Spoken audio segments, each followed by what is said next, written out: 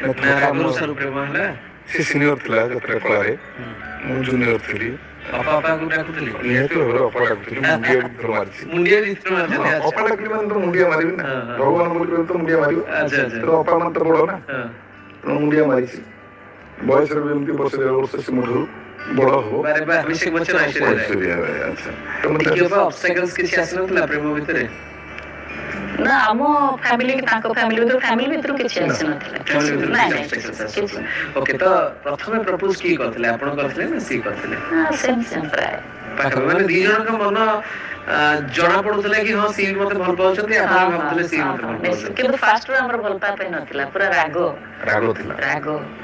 ରାଗରୁ ଭଲ ପାଇବା ହେଇଗଲା। ଏଇ ଯୋଉ ଯୋଡି ହେଲା ପରେ ଏମିତି ଗୋଟେ ନାଟକ ଯୋଉଟା କି ଏଇ ଯୋଡିକୁ ଲୋକ ଖୋଜିବା ଆରମ୍ଭ କଲେ। ଦର୍ଶକ ଭଗବାନ ସେ ପ୍ରତ୍ୟେକ ନାଟକରେ ଖୋଜନ୍ତି।